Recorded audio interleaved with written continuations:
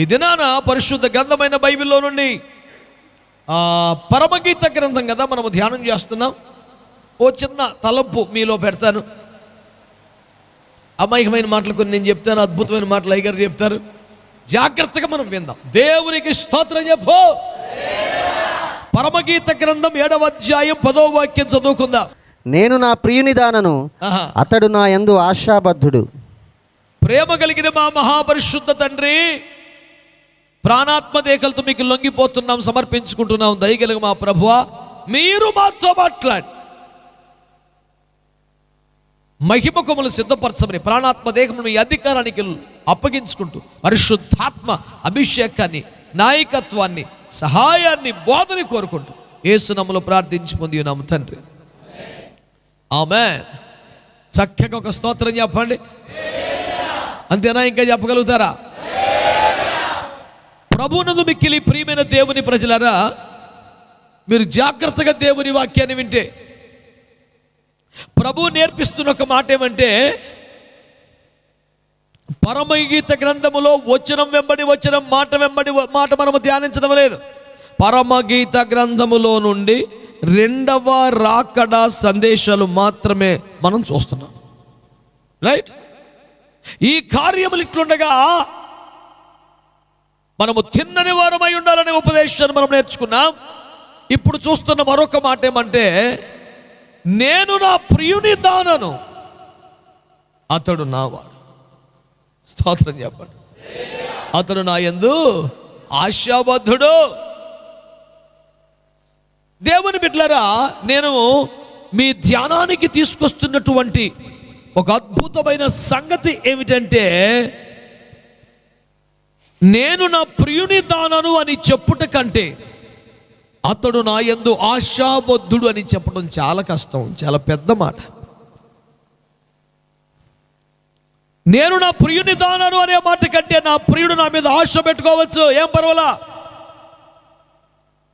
ఇక్కడ విషయం ఏమిటంటే, మనము దేవుని మీద ఆశ పెట్టుకోవచ్చు. ఆయన నమ్మదగిన వాడు, ఆధారపడదగిన వాడు, ఆనుకొనదగిన సహాయకుడు, ఆశలు నెరవేర్చగల సమర్థుడు, కోరికలు ఈడేర్చగలటువంటి తండ్రి. కనుక మనము ఆయనపై ఆశాబద్ధులమైతే అందులో ఆశ్చర్యమేమి లేదు. కానీ ఆయన నాయందు ఆశాబద్ధుడని చెప్పడం, నేను అంటే ఎంత దమ్ముండాలండి, అది ఎంత పెద్ద మాట. అంటే ఒక రకంగా, ఓ దేవా, నువ్వు నా మీద ఆశ పెట్టుకో, పర్లేదు, నేను నిరాశపరచను, నేను నువ్వు కృంగిపోయేలా చేయను, నేను నువ్వు అరే ఎంత పని అయిపోయిందిరా బాబు అన్నట్టు చేయను, నేను తృప్తిపరుస్తా నిన్ను. దేవుడు మనల్ని సంతృప్తి పరచగలిగిన వాడు అన్న మాట ఎంత కంఫర్ట్గా ఉంటుందో, మనము దేవుని సంతృప్తి పరచాలన్న మాట అంత టెన్షన్గా ఉంటుంది. అవునా కాదు? మీరు చెప్పండి. కానీ భక్తి జీవితంలో సవాల్ ఇదే. ఈ దినాన్ని మనం ఆలోచించాలి. నేను అందుకే లేదాన్ని సింప్లిఫై చేస్తే ఏమన్నానంటే, నేను అతని దానను, అతడు నావాడు. ఆయనను ఓన్ చేసుకునే అనుభవం, ఆయన్ని సొంతం చేసుకునే అనుభవం, ఆయన్ని సంపాదించుకున్న అనుభవం.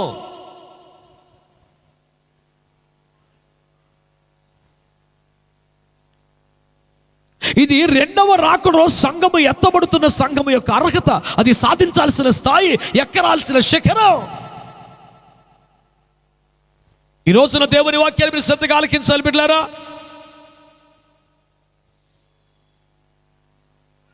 మొదటి భాగాన్ని మనము చూద్దాం. నేను నా ప్రియుని దానను. నువ్వు ఏ రకంగా యేసుకు స్వంతమైపోయావు, ఏ రకంగా యేసుకు అంకితం అయిపోయావు, ఏ రకంగా యేసుకు సమర్పితమైపోయావు. నేను ఎవరికి చెందను, నేను ఆయన సొత్తు అన్నట్టుగా మాట్లాడుతున్నావు కదా. ఎలా? ఆయనకు సొంతమైపోయే క్రమంలో, ఆయనకు సమర్పితమయ్యే క్రమంలో, ఆయనకు మాత్రమే చెందినటువంటి అంకితమైన క్రమంలో నువ్వు చేసిన భక్తి అలాంటిది. నేను అతని దానను ఇంకెవరికి చెందను, పూర్తిగా ఆయనకే చెందిన వ్యక్తిని. నాపై ఇంకెవరికి హక్కులు లేవు, నా మీద ఎవరు ఆశ పెట్టుకోకండి. నేను అత్తని దానను. ఓయ్ లోకమా, బంధువులారా, స్నేహితులారా, ఇక నా మీద ఆశ పెట్టుకోకండి. నేను పూర్తిగా ఆయనకు చెందిన వ్యక్తిని. అదే సమయంలో ప్రభువా, నా మీద నువ్వు ఆశ పెట్టుకో. ఇంతమందిని వదిలేసింది, అందరికీ దూరం అయింది, అందరినీ కాదు అందుకుంది నీకోసమే. నువ్వు నా నుంచి ఏమి ఎక్స్పెక్ట్ చేస్తున్నావు?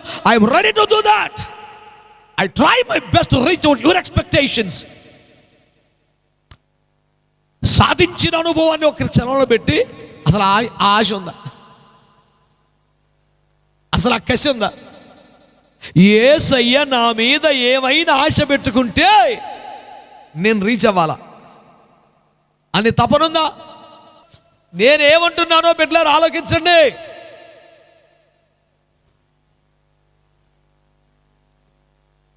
నేను అతని దానను, నేను పూర్తిగా యేసుకే సొంతం, ఇక నా మీద ఎవరు ఆశ పెట్టుకోకండి అనే పాకానికి రావడానికి నువ్వేం చేసావు, ఏం చేస్తున్నావు, పోనీ ఏం చేస్తావు అది చెప్పు. ఈ పూట నాకు కావాల్సింది అది.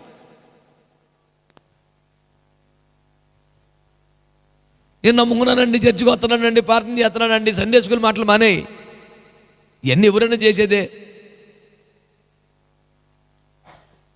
నా టాపిక్ ఒకటే, నేను ఆయనకు సొంతమైపోయాను, నేను అతని దానను, నేను పూర్తిగా యేసుకు సొత్తుని, యేసుకు అంకితం అయిపోయాను, యేసుకు సమర్పించుకున్నాను. వారు బాబు, బంధువులారా, స్నేహితులారా, ఇక నా మీద ఎవరు ఆశ పెట్టుకోకండి, లేదు, నేను ఆయనకి సొంతం. ఈ అనుభవానికి రావడానికి నువ్వేం చేసావు? అసలు మనం ఎందుకలా ఫిక్స్ అవ్వాలి సార్? ఆ పరమగీత కన్యకి ఏదో కంగారు పడి గబుక్కుని చెప్పేసింది, దాన్ని మనం స్టాండర్డ్కి ఎందుకు తీసుకోవాలి? నేను తీసుకొని అంటావేమో. ఎఫెసీ 1:6-10 వరకు ఏం చెప్పాడు? మీరు దేవుని సొత్తు. పేతురు మొదటి పత్రిక 2:9 చెప్తుంది, పరిశుద్ధ జనం, దేవుని సొత్తు అయిన ప్రజలు. అపోస్తలుల కార్యాలు 20:28 తన స్వరక్తం పెట్టి మమ్మల్ని కొనుక్కున్నాడు. 2 పేతురు 1 నిష్కలంకం అమూల్యమైన తన రక్తము చేత తెచ్చాడు తప్ప మనల్ని క్షయమగు వస్తువులతో మనల్ని విమోచించలేదు. హల్లెలూయా, హల్లెలూయా. ఒకటి కన్నవాడు, రెండవది కొన్నవాడు. మనము 2 విధాల ఆయనకు చెందిన వారు. దేవునికి స్తోత్రం. ఆయనే మనల్ని కన్నాడు, పెంచి పెద్ద చేశాడు. మధ్యలో అబద్ధాలు నమ్మి తండ్రిని మోసం చేసి దూరం అయిపోయి అబద్ధానికి అమ్ముడైపోయాడు. సంఖ్యలో ఉండిపోతే తండ్రి వచ్చి నా కొడుకుని నాకు ఇచ్చేయమండి. అబ్బా, నేను డబ్బులెట్టు కొనుక్కున్నానని అన్నాడు. ఎంత కొనుక్కున్నావు అంటే, ప్రాణం అంటే తన ప్రాణం అక్కడ పెట్టి మళ్ళీ మనల్ని తెచ్చుకున్నాడు. ఒకటి కన్నవాడు, రెండవది అది కొన్నది వెండి బంగారం వంటి క్షయమగ వస్తువుల చేత కాక రక్తం అనగా తన ప్రాణం పెట్టి మనల్ని కొనుక్కున్నాడు. అందుకని మనం ఎవరికి చెందిన వారం చెప్పాలి గట్టిగా. 2 రూపాయలు పెట్టి పెన్ను కొన్నాడు, ఆ పెన్ నాది, పెట్టిన 2 రూపాయలకేనా? 3 రూపాయలు 5 రూపాయలు న్యూస్ పేపర్ కొట్టి ఇంకోటి చదువుతాడు, బాబు పేపర్ నాది అక్కడ పెట్టు. ఫస్ట్ పేజీ నుంచి జిల్లా పేజీలో ఆఖరి పేజీ దాకా నవిలేసి చదివేసిన తర్వాత ఎవరికి ఎత్తగా నాదే.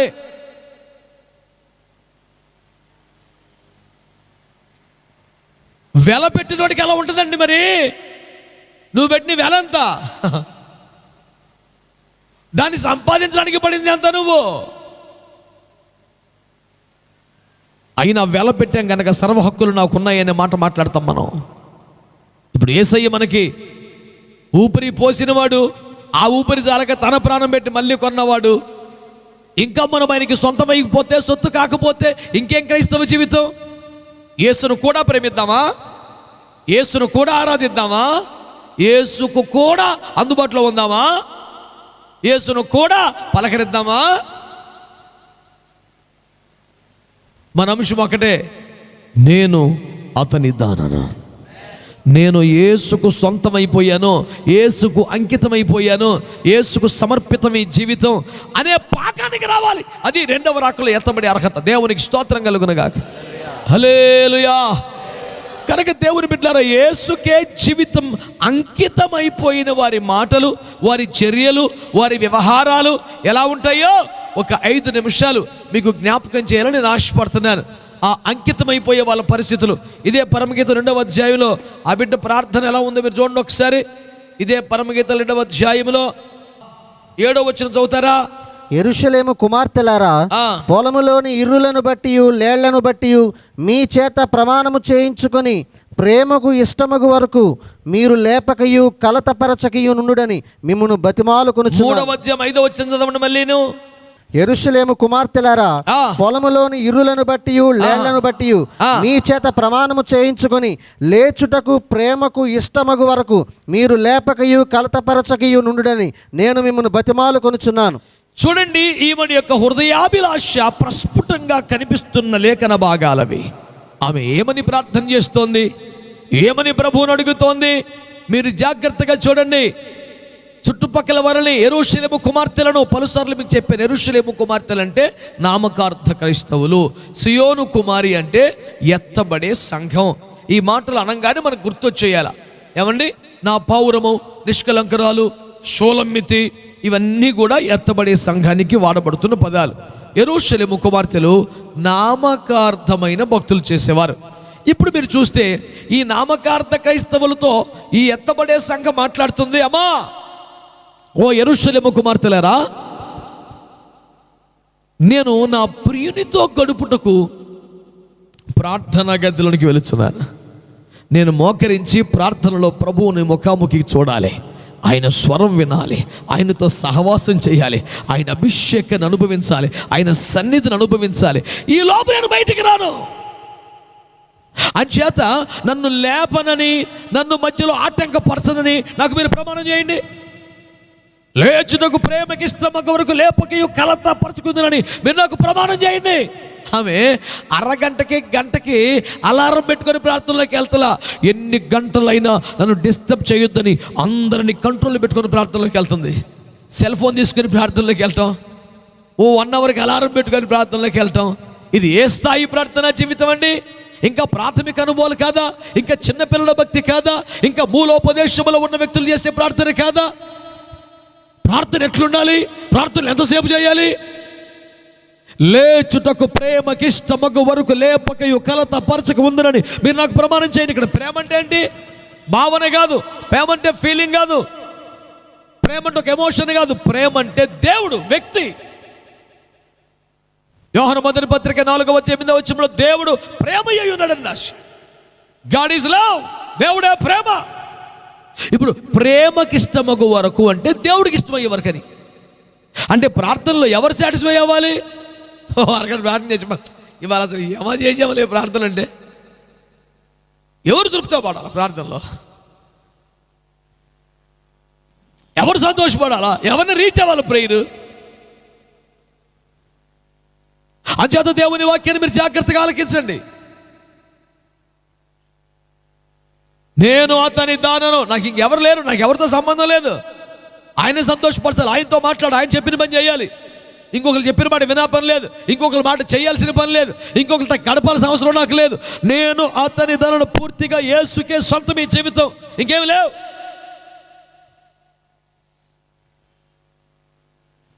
అందుకని యెరూషలేము కుమార్తెలతో విరోధం తెచ్చుకోవట్లేదు కానీ, మీరెవరు నాతో మాట్లాడుతుంటుంది కానీ, మాట్లాడుతూ అంటలేదు కానీ, ఏమంటుంది?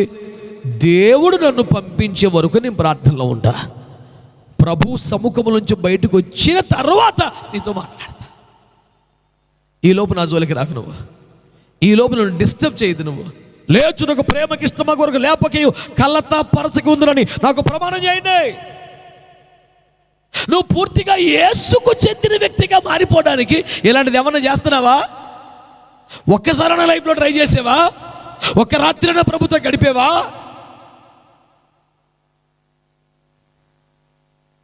ప్రార్థనలో దేవుని సముఖము కలుగుడు చేత, దేవుడు మాట్లాడు చేత, దేవుడు అభిషేకించుడు చేత, దేవుడే పంపే వరకు నేను ప్రార్థనలో ఉండాలని తాపత్రయపడ్డావా?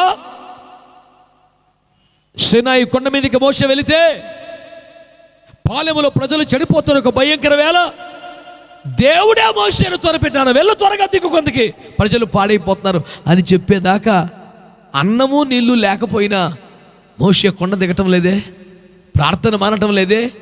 సౌలు ఒక్కడు పతనమైపోతే అతని స్థానం భర్తీ చేయబడే వరకు సమూయేలు అతని గురించి ఏడుస్తూ ప్రార్థన మానకుండా ఉంటే దేవుడే వచ్చి అతని కొరకు ఇంకెంతసేపు ఏడుస్తావులే, అతనికి మారుగా అతనికంటే యోగ్యుని నేను ఎంపిక చేసుకున్నాను, వదిలే అని అన్నా కదా ప్రార్థన ఆపాడు. నేను అంటున్నాను, ప్రేమకు ఇష్టమకు వర్క్ ఉంటుంది. ఆయన తృప్తిపడి సరేనా ఓకే అని చెప్పేదాకా ప్రార్థనలో ఉండగలగాలి. స్తోత్రం చెప్పండి. నేనంటాను, కనీసం ప్రార్థనలో ఒక సుదీర్ఘ సమయాన్ని, దీర్ఘకాలాన్ని ప్రభు సముఖము కలిగే వరకు, దేవుని అభిషేకం వచ్చే వరకు, మనము ఆత్మ వశమయ్యే వరకు, దేవుని స్వరం వినే వరకు, దేవుడు మనల్ని బలపరిచే వరకు, దేవుడు పంపే వరకు ప్రార్థనలో కొంత నిర్ణీత సమయము గడుపుటే చేతగాకపోతే, సమయాన్ని కేటాయించలేకపోతే, కొంత సమయాన్ని ఇవ్వకపోతే ఇంక హృదయం పూర్తిగా ఎట్లా ఇస్తావు నువ్వు? జీవిత ప్రార్థనలు ఎట్లా మారుస్తావు? ఇంకెవరిని వదులుకోగలుగుతావు నువ్వు? కనుక ఈ అంకితమైపోయే జీవితం, ఈ సమర్పణ జీవితం, ఇవన్నీ కూడా ప్రార్థనలోనే కదా స్టార్ట్ అవ్వాలా, ప్రార్థనలో కదా బలపడాలా.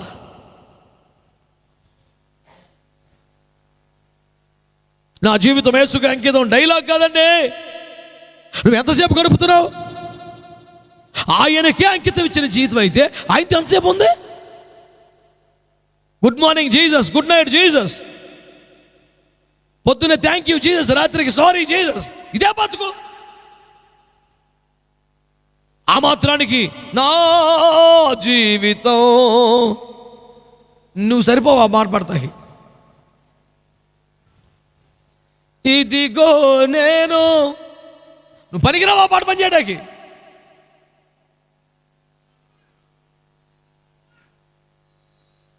దేవునికి అంకితం అవ్వగలిగిన, దేవునికి సమర్పితం అవ్వగలిగిన నేను ఆయన మనిషిని అనే అనుభవానికి రావడానికి ప్రయాసపడకపోతే రాకలు ఎత్తబడేది కష్టం. ఆయన తన వారిని తీసుకెళ్ళటకు వస్తున్నాడంట. స్తోత్రం చెప్పండి గట్టిగా. లోకాసువార్తలో మాట ఎంత బాగుంటుందో, 1:17 చదివిపెట్టబోయే ఒకసారి ఆ మాట. మరియు అతడు తండ్రుల హృదయములను పిల్లల తట్టునకును, అవిధేయులను నీతిమంతుల జ్ఞానమును అనుసరించుటకును త్రిప్పి ప్రభువు కొరకు ఆయుత్తపడి ఉన్న ప్రజలను సిద్ధపరచుటకై. ఆగండి, ఎవరిని సిద్ధపరుస్తారు? అసలు 2 పదాలు చాలా సమీపంగా అనిపిస్తాయి, కానీ ఎంత తేడా అండి.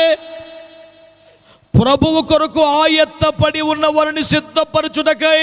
ఏలియా యొక్క ఆత్మయు దేవుని బిడ్డలారా, ఎవరిని సిద్ధపరచాలి? ఎవరు సిద్ధపడతారు? ఎవరు సిద్ధపరచబడతారు? ముందుగానే ఎవరైతే ప్రభు కొరకు ఆయత్తపడి ఉంటారో వాళ్ళు సిద్ధపడతారట. స్తోత్రం చెప్పండి గట్టి. హల్లెలూయా. నేను అన్నాను, ఎవరి కోసం తయారయ్యావు నువ్వు? ఎవరి కోసం రెడీగా ఉన్నావు? ఎవరి కొరకు ఎదురు చూస్తున్నావు? ఎవరి కొరకు పరితపిస్తున్నావు? ఎవరి కోసం నీ మనసు కొట్టుకుంటుంది? ఎవరి మీద నీ ప్రాణం పెట్టుకున్నావు? వాళ్ళని కదా సిద్ధపరిచేది. చర్చకు వచ్చే వాళ్ళందరినీ సిద్ధపరుస్తారు ఆ పెళ్లి కుమార్తెగా, చందా ఇచ్చిన వాళ్ళందరినీ సిద్ధపరుస్తారు పెళ్లి కుమార్తెగా. ప్రభువు కొరకు ఆయత్తపడి ఉన్న వారిని సిద్ధపరచుటకు. అసలు సిద్ధపరచుటనే ప్రక్రియలకు వచ్చేవారే ఆయత్తపడి ఉన్నవారు, ఆశ పెట్టుకున్నవారు, అంకితమైపోయిన వారు, ఎదురు చూసేవారు, ఆ ఆశ మీద బతికేవాళ్ళు. వాళ్ళ సిద్ధపాట్లోకి వస్తారు. యేసు మీద విశ్వాసంతో మాత్రమే, యేసు మీద ప్రేమతో మాత్రం చేత తనవో పనవో కానుకిచ్చే మనసు వచ్చేంత మాత్రాన ఎత్తబడే సంఘంలో, పెండ్లి కుమార్తె సంఘంలో నువ్వు ఎలాగుంటావు? మరి అంచేత ఈ వాక్యాన్ని సీరియస్గా తీసుకోవాలా.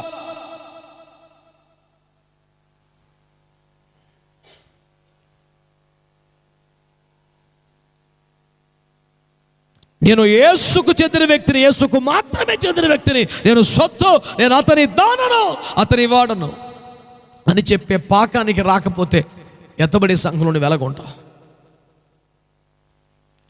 అందుచేతనే ఈ వాక్యాలు శ్రద్ధగా మీరు ఆలోచించాలని ప్రభు పేరట నేను మీకు మనవి చేస్తున్నాను. దేవునికి స్తోత్రం కలుగునగాక.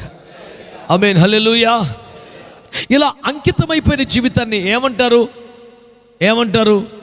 అని అడిగితే, బైబిల్ గ్రంథంలో ఒక పర్పస్తో పుట్టి దేవునికి మాత్రం అంకితం అయిపోయి దేవుని కొరకే పనిచేసే వ్యక్తుల ఆ సమర్పణను, ఆ ప్రతిష్టను మనకు న్యాయాధిపతులు 13లో ఒక మాట కనపడుతుంది. చదవండి ఒకసారి. 13వ అధ్యాయం 5 నుండి.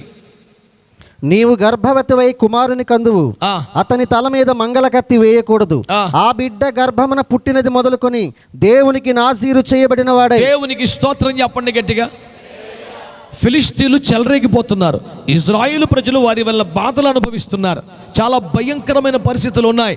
ఆ సమయమందు దేవుడు మనోహ దంపతులను దర్శించి ఏం చేశాడు? ఇదిగో, నీవు ఈనాటి వరకు గొడ్రాలువు, నేను నిన్ను దర్శిస్తున్నాను, నీ గర్భములో ఒక వరపుత్రుని పెడుతున్నాను. అతడు పుట్టినది మొదలుకొని యెహోవాకు నాజీరు చేయబడి ఉంటాడు. అతని తల మీదకి మంగళకత్తి రాకూడదు, ద్రాక్షరసము కానీ అపవిత్రమైనది త్రాగకూడదు, తినకూడదు. అందుకొరకు ఈ రోజు నుంచి నీవు కూడా అలాగే ఉండు. ఈ మాటలన్నీ చెప్పాడు. ఇందులో మీరు పట్టించుకోవలసిన ఒక మాట ఉంది. నాజీరు అనండి అంటే ఏమిటి? వ్రతం, ఒక సమర్పణ, ఒక ప్రతిష్ట దేవుని దగ్గర. ఇప్పుడు మీరు గమనించి ఆన్సర్ చెప్పాల్సింది ఏంటంటే, నాజీరులో ఉన్నవాడు అన్నం తినొచ్చా? మాట్లాడరేమండి? మిమ్మల్ని అడుగుతున్నాను నేను, చెప్పండి. నాజీరులో ఉన్నవాడు అన్నం తినొచ్చా? నీళ్ళు తాగొచ్చా? మాంసం కూర తినొచ్చా? పెళ్లి చేసుకోవచ్చా? ఉందా? చూపించు. సొంత బైబిల్ ఎవడో రాశాడు నాకు తెలియకుండా రాత్రిలో. నాజీరు గురించి న్యాయాధిపతుల గ్రంథంలో స్పష్టంగా రాశాడు కదా. అతని తల మీదకి మంగళకత్తి రానివద్దన్నాడు, ద్రాక్షారసం తాగొద్దన్నాడు, మత్తు కలిగించే తీసుకోవద్దన్నాడు, అపవిత్రమైన పదార్థాలు తినొద్దన్నాడు. దానికి అదనంగా తర్వాత సంభాషణలో చూస్తే మోయాబు స్త్రీలను వివాహం చేసుకోవద్దనే క్లాస్ కూడా చేర్చాడు. ఇప్పుడు మోయాబు స్త్రీలను పెళ్లి చేసుకోవద్దు అంటే అర్థం ఏంటి చెప్పాలి?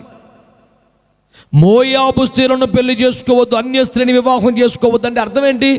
ఒకవేళ పెళ్లి చేసుకోవాలంటే ఈ దేవుని బిడ్డల్ని, రక్షణ పొందిన వారిని, ఈ ఉపదేశంలో, భక్తిలో, సమర్పణలో ఉన్న వాళ్ళని చేసుకోరా బాబని.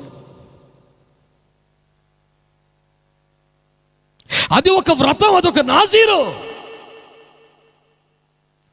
నాజీరులో వివాహం నిషేధించలేదు. వివాహము చేసుకొనకుండా ఉండుట దేవుని కొరకైనా ఆయా పరిశుద్ధుల, భక్తుల వ్యక్తిగత ఉన్నత సమర్పణ. దాన్ని మనం గౌరవిస్తాం, దాన్ని మనం శిరసావహిస్తాం, దాన్ని మనం బోధిస్తాం. దేవుని బిడ్డలారా, అది ఒక ఆజ్ఞ కాదని కూడా స్పష్టం చేస్తున్నాం. దేవునికి స్తోత్రం చెప్పండి. నాజీర్ అంటే అదే అని కాదని కూడా స్పష్టం చేస్తున్నాను. స్తోత్రం చెప్పండి ఒకసారి. జాగ్రత్తగా వాక్యాన్ని వినండి. పరలోక రాజ్యము నిమిత్తము తమ్మును తాము నపుంసకులుగా మార్చుకున్న త్యాగధనులు ఉన్నారు. వివాహమును త్యాగము చేసి, దాంపత్య జీవితమును త్యాగము చేసి, లైంగిక జీవితమునకు దూరముగా ఉండి సంపూర్ణ ఆరోగ్యవంతులుగా పుట్టినప్పటికీ దేవుని రాజ్యం కొరకే, దేవుని సేవ కొరకే తమను తాము ప్రతిష్ఠించుకొని, తమ శరీరమును సెలవు వేసుకొని, తమ ఆశలను కాల్చుకొని పరలోక రాజ్యము నిమిత్తమే నపుంసకులుగా మారిన పరిశుద్ధులు ఉన్నారు. ఇంకా అటువంటి పరిశుద్ధులు లేపబడాలి. దేవుని రాజ్యానికి అటువంటి వారు కావాలి. అది సర్వోన్నతం, సమున్నతం, దానికి తిరుగులే. వారి బహుమానం వేరు, వారి ఆధిక్యత వేరు, కాదంటలే. కానీ దానినే నాజీరు అందరూ అనుకోవద్దు, అది ఇంకా పెద్దది. అదే నాజీర్ అంటే దాని స్థాయిని తగ్గించినట్లు మీకు చెప్పాలంటే అమాయకంగా. ఇక్కడ నాజీరులో ఉన్న వ్యక్తి దేవుడు చెప్తున్నాడు. సింపుల్గా 3 ముక్కలు చెప్తాను. ఆహార నియమాలు అనండి, వేషధారణ అంటే అలంకరణ ఇత్యాది వ్యవహారాలు, మానవ సంబంధాలు, ఇయే చెప్పింది. అపవిత్రమైంది ముట్టకూడదంటే మృత కళేబరములు అన్నీ అపవిత్రమే కనుక పాత నిబంధనలో సచ్చిందన్నీ అపవిత్రం అని చెప్పాడు కనుక లేవి ఖండంలో అవి ముట్టకూడదు. ఇలాంటి కొన్ని ఉన్నాయి. ఈడ్చుకొడితే 4. నేనేమంటున్నానంటే ఇదంతా ఇప్పుడు ఎందుకు చెప్పాల్సి వస్తుందంటే, దేవునికే అంకితమైపోతే, దేవునికే సమర్పితమైపోతే ఈ భూమి మీద సాధారణ జీవితం కూడా ఉండకూడదు అనే వ్యాఖ్య సరికాదు. అది ఇంకా తీవ్రమైంది అని చెప్పడానికే ఈ ఎక్స్ప్లెనేషన్ అందిస్తున్నా. నీవు కూడా ఒక నాజీరులోకి, ఒక వ్రతంలోకి రావచ్చు.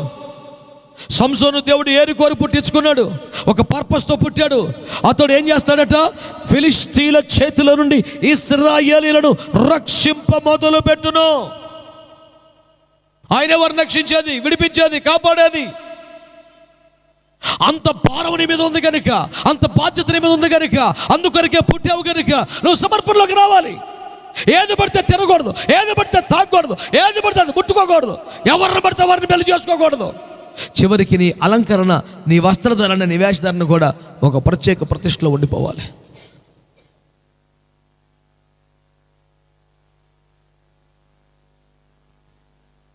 ఒక మగపిల్లాడు అంతు పంతు లేకుండా జుట్టు పెంచేసుకుంటే, జుట్టు గడ్డ విపరీతంగా పెరిగిపోతే ఎంత ముద్దొత్తాడు అని ఎవడంటాడు? బూచులో ఉన్న పిల్లలందరికీ తల్లు అల్లని చూపిస్తారు. ఓ ఎంత జుట్టు పెరిగిపోయి, ఎంత గడ్డం పెరిగిపోయి చూస్తే ఇక ఎంత మాట పోతే అదిగో బూచోడు ఎత్తుకుపోతాడు. అంతకన్నా ఇంకేముంటుంది చూపిస్తాకి?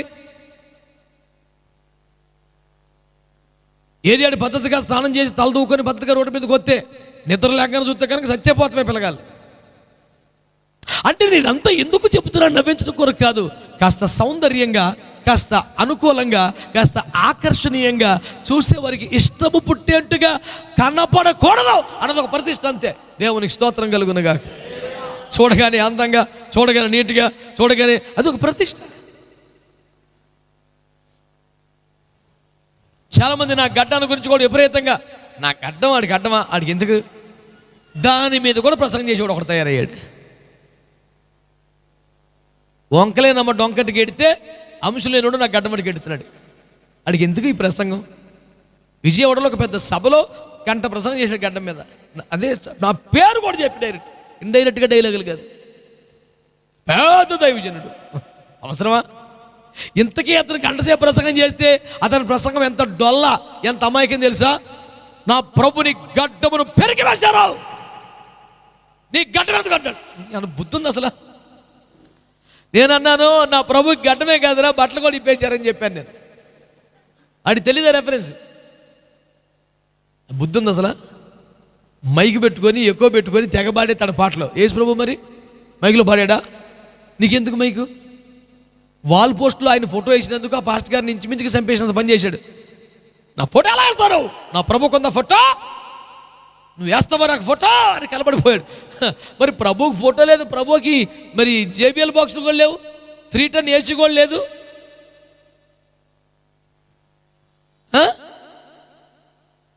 ఏసీ బస్సు, ఏసీ కారు ఇవేమి లేవు అంటే ఆ దినాల్లో లేవు. మరి అదే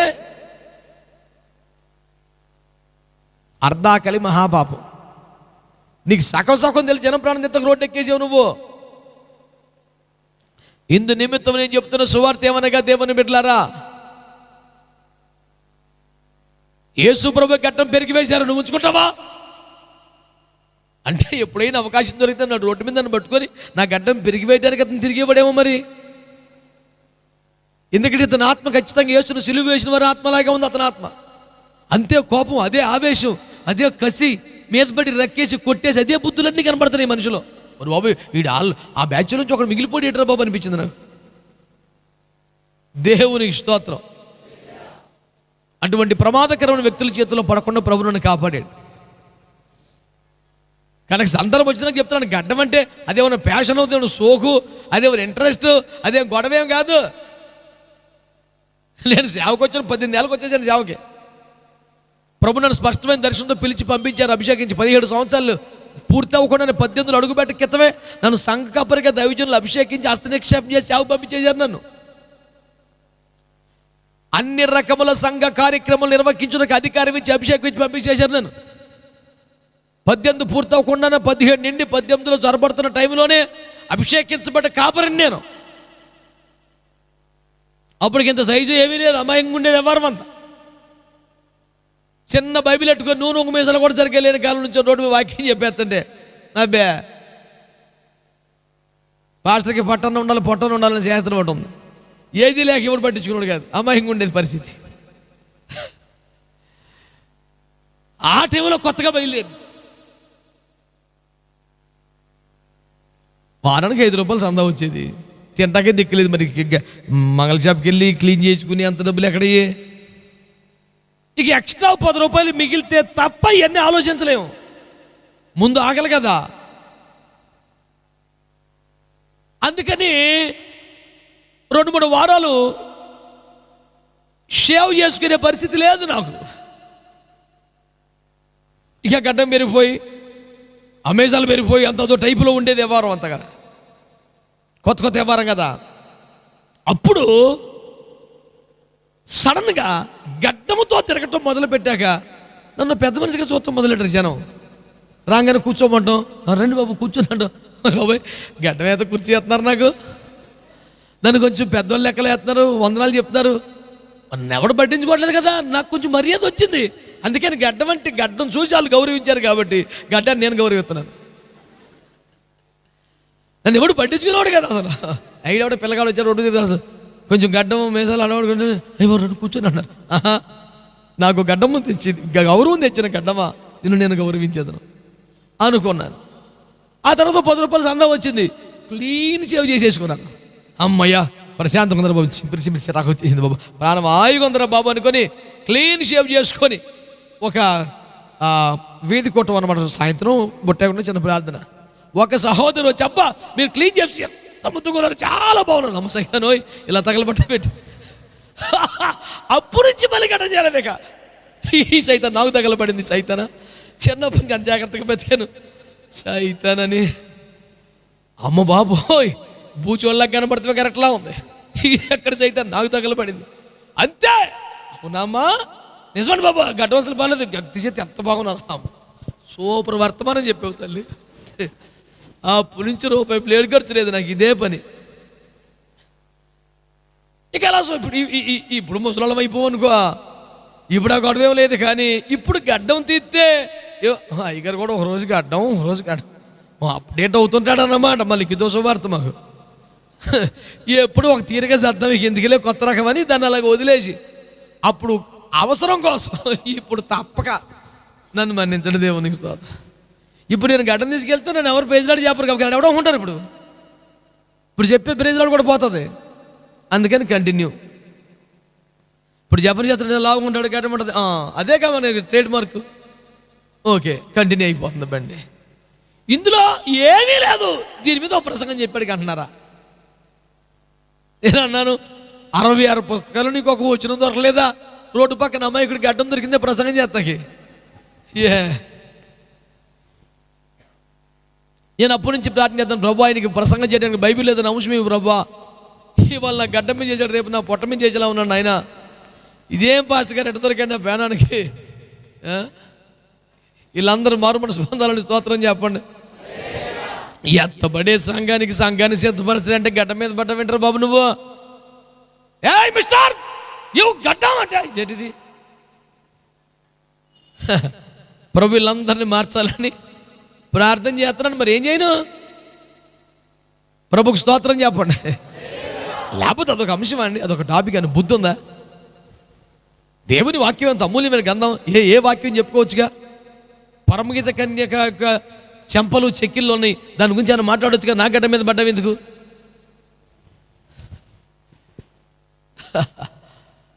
హల్లెలూయా. అది పెద్ద ఉపదేశం, దాని మళ్ళీ పెద్ద భక్తులు, పెద్ద అనుసర సంఘం, దానికి ఒక రికార్డింగు, దాని మళ్ళీ ఫార్వర్డింగు. ఏంటి గడ్డమా?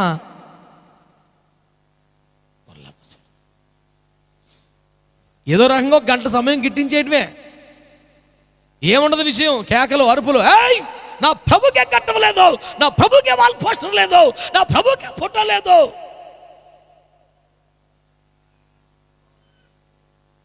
లాస్ట్ మాట ఏంటి తెలుసా? నా ప్రభుకి ఈ అల్ప బుద్ధులు కూడా లేవురా. నువ్వు మారు మనసు పొందు. ముందు జనాలు మొఖాలు గడ్డాలు పొట్టలు చూసుకుంటే ప్రసంగాలు చేస్తావు నువ్వు. బైబిల్ చదువుకుని వాక్యం చెప్పా, దేవునికి స్తోత్రం చెప్పు గట్టిగా హల్లెలూయా. అంటే ఇప్పుడు ఈ వ్యక్తిని గురించి మనం మాట్లాడుతున్నాం, శాంసన్ గురించి, నాజీర్ గురించి. అంటే అతను ఏం చెయ్యకూడదు? అతను అన్నం తినకూడదు, అతను కూర తినకూడదు, అతను మంచం మీద పడుకోకూడదు, ఇవన్నీ లేవు. నీవు మద్యపానం చేయొద్దు, మత్తు కలిగించేది తీసుకోవద్దు, మృతక లేబరాల్ని సేవల్ని ముట్టుకోవద్దు, మంగళగతి రానివద్దు, అన్య స్త్రీని వివాహం చేసుకోవద్దు, అంతే. అంటే ఈ భూమి మీద ఒక సాధారణ జీవితము దేవుని క్రమాలలో, దేవుని భయము కలిగి లేఖనాల పరిధిలో నువ్వు కొనసాగించుట నాజీరులో భాగమే. స్వచ్ఛందంగా నువ్వు ఒక వ్రతం చేసుకోవాలి, ఒక నాజీరులోకి రావాలి, ఒక సమర్పణలోకి రావాలి. దేవుని కొరకు, ఫిలిష్తీయులను ఓడించిన కొరకు, ఆత్మలు రక్షించిన కొరకు నీవే స్వచ్ఛత కొన్ని సమర్పించుకోవాలి, కొన్ని వదిలేసుకోవాలి.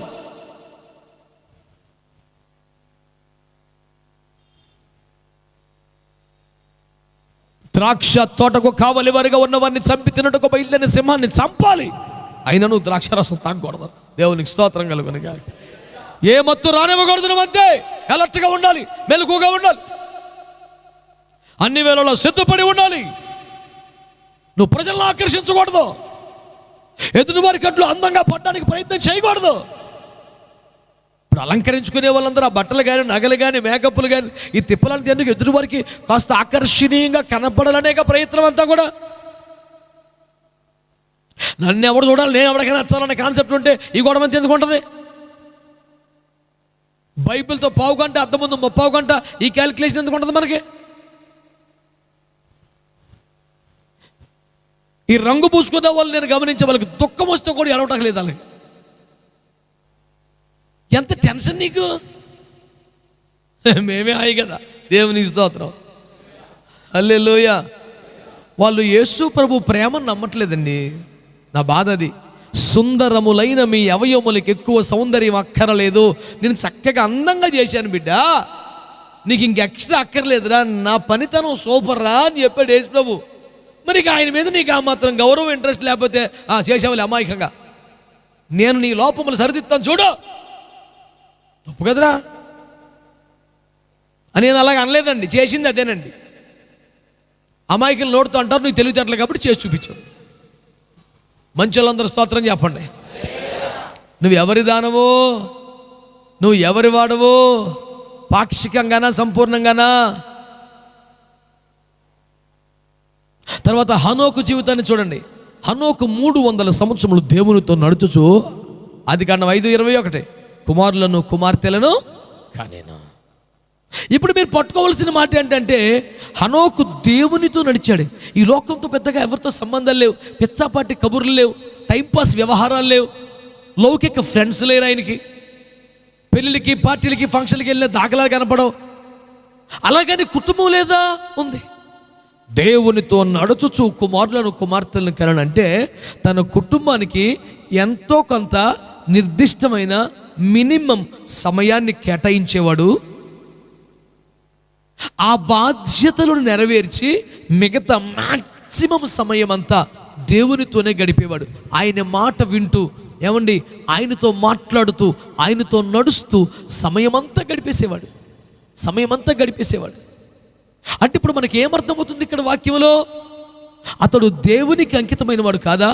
దేవుని స్నేహితుడు కాదా? దేవునితో 300 సంవత్సరాలు ఒక్కరోజు కూడా ఆబ్సెంట్ అవ్వకుండా నడిచిన వాడు కాదా? దేవునితో ముఖాముఖి అనుభవాన్ని కలిగిన వాడు కాదా?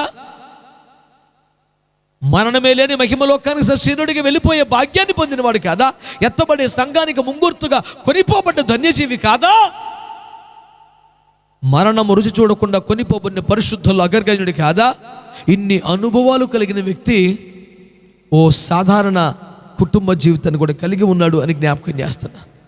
దాని ద్వారా నేను ఏం చెప్తున్నాను? ప్రతి వారు కుటుంబ జీవితాన్ని కలిగి ఉండాలి అని చెప్పటం లేదు. కుటుంబ జీవితం లేకపోవటే నాజీరు అనుకోవద్దు. కుటుంబ జీవితము లేకుండా దేవుని కొరకు నపుంసకులుగా మిగిలిపోవుట నాజీరు అనే దానికంటే చాలా పై స్థాయిది, ఇంకా చాలా ఉన్నతమైన ప్రతిష్ట.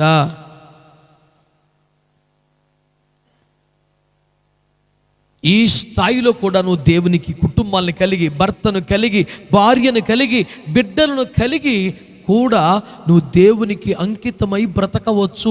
అది నేను చెప్పేది.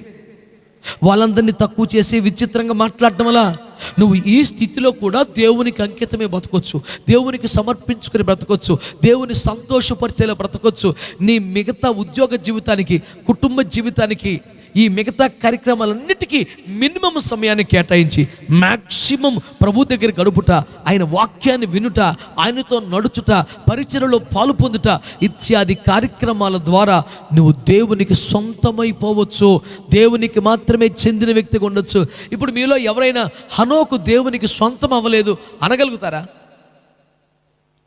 హనోకుకు అంత స్థాయి లేదు అనగలుగుతారా? హనోకు దేవునికి సొంతమైపోయిన క్యారెక్టర్ కాదా?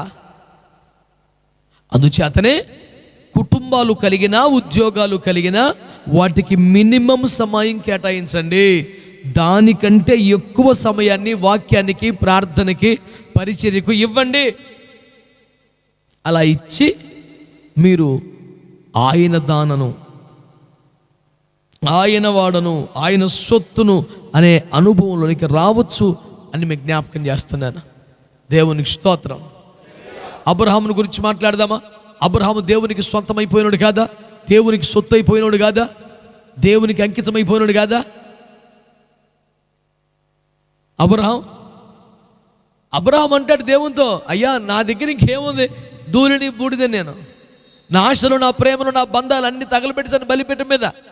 బంధుమిత్రుల పేతను 12 అధ్యాయాలు పెట్టేశాను, 13 లోతులు పెట్టేశాను, ఆ తర్వాత ఇష్మాయేల్ని పెట్టేశాను, వదిలేసుకున్నాను. ఇప్పుడు ఇస్సాకు నాకు ఏముంది ప్రభు, నాకు ఎవరున్నారయ్యా? నా ఆశలు, నా బంధాలు, నా కోరికలు అన్నీ కాల్చేసుకున్నాను, ఏమి లేవు. నేను బూడిదైపోయిన బలిపీఠం మీద వధించబడి ఇంకేమి నాకు మిగలేదు ఇక్కడ.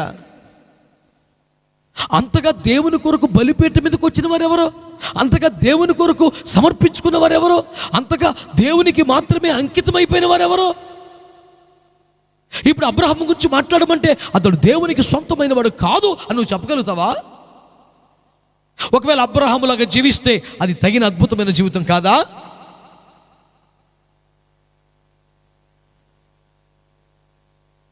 నేనంటాను, యేసుకు సొంతమైపోయి బతకడం అంటే నేల విడిచి సాము చేయటం కాదు, ఈ ఎక్స్ట్రాలు వదిలి క్రమంగా పరిమితంగా బతకటం అంతే.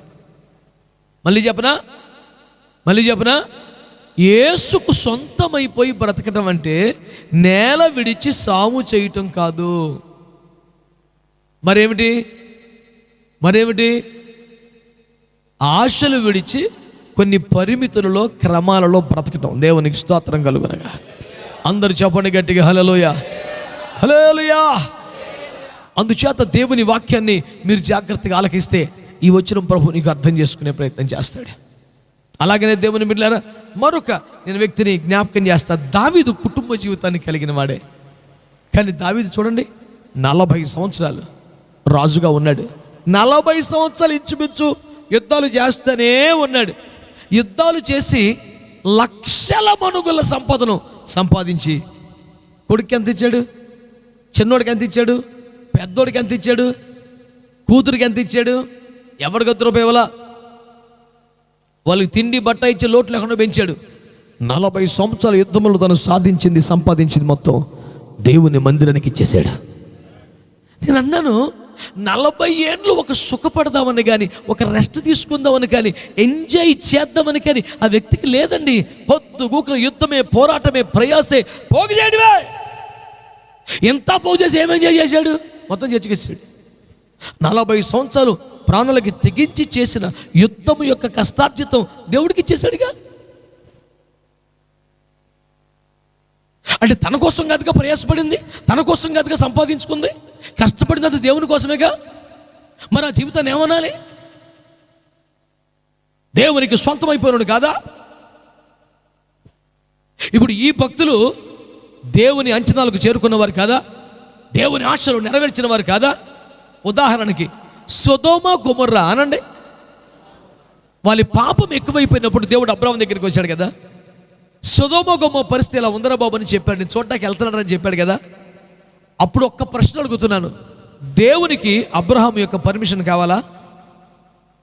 నో నాకు వెళ్ళటానికి వెళ్ళలేదు, వెనక్కి వెళ్ళిపో అంటాడా? సర్లే వెళ్ళు అంటేనే వెళ్ళాలా? మరి ఏమి ఆశించి దేవుడు అబ్రహాముకు చెప్పాడు? బాగైంది అడిగి అలాగే అవ్వాలా, చంపేయి అంటాడా? లేకపోతే అయ్యా ఒక ఆత్మ నశించిపోకూడదయ్యా, ఎలాగైనా కాపాడిని అడ్డుపడతాడా? దేవుడు ఆ స్పందన ఆశించే కదా అబ్రాముతో చెప్పాడు. మరి దేవుడి ఆశలకు చేరగలిగాడు లేదా అబ్రాము?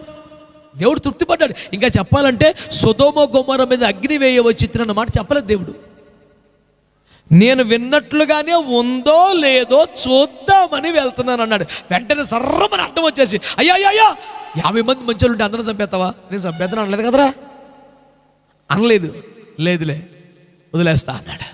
అంటే అందుకే వచ్చానని అంగీకరించినట్టేగా. మరి ఆ మాట అబ్రాము చెప్పలేదుగా. దేవుని మనసులో ఉన్న విషయాలు కూడా చెప్పకుండానే గ్రహించగలిగే అంత ఎదిగాడు అబ్రాము దేవుని విషయంలో. అంత స్నేహితుడు దేవుడికి, దేవుని హృదయంలోకి చూడగలిగినంత వ్యక్తి. అతను కుటుంబాన్ని కలిగిన వాడు కదా. కాబట్టి నేనేమంటున్నాను, కుటుంబ జీవితాలు చేస్తూ కూడా ఈ దశలో కూడా మనము దేవునికి స్నేహితులుగా ఉండవచ్చు, దేవునికి సమర్పించుకొని బతకవచ్చు, దేవుని అంచనాలకు చేరవచ్చు, దేవుణ్ణి సంతోషపరచవచ్చు. మరి ఏం చేయాలి సార్?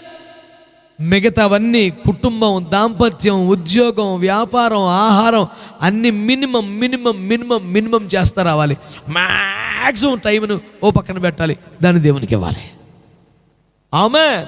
దేవునికి ఇవ్వడం అంటే అది పరిచర్య చేయటం కావచ్చు, ప్రార్థన చేయటం కావచ్చు, వాక్యం చదవటం కావచ్చు, సువార్త ప్రకటించడం కావచ్చు, అదంతా దేవునికి ఇచ్చిందే కదా.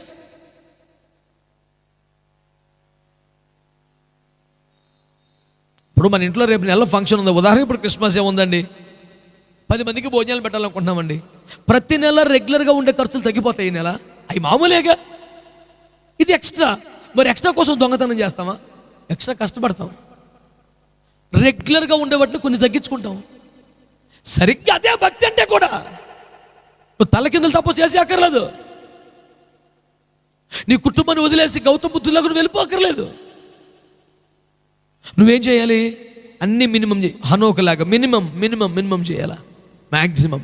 అక్కడ మాటలు నాకు ఎంత ఇష్టం. ఆదికాండ 18లో అబ్రహాము ఇంకను యెహోవా నిలుచున్నాను, అబ్రహాము ఆయన్ను సమీపించాను. ఆ పదాలు ఎంత ఇష్టమో నాకు తెలుసా. అంటే ఇంకొంచెం దగ్గర అవుతున్నాడు. ఆ దగ్గర అవ్వకముందే ఆయన హృదయంలోకి తొంగి చూడగలిగాడు. నేను చూసి వస్తాను రా అంటే వాళ్ళు చంపేస్తానన్నమాట అర్థమైపోయింది. అయ్యా అని అడ్డుపడ్డాడు. ఇంత నేర్చుకున్నవాడే ఇంకా సమీపించెను, అబ్రహాం ఇంకను నిలిచి ఉండెను.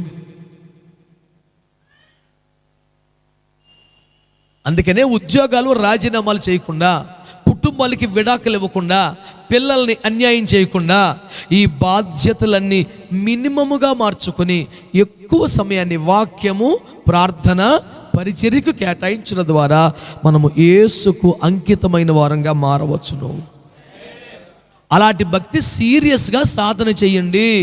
మీ బిజినెస్ టైం తగ్గించండి, మీ యొక్క పని టైంను తగ్గించండి, నిద్ర టైంను తగ్గించండి, ఫ్రెండ్స్, సరదాలు, చుట్టాలు దాదాపు మానేయండి.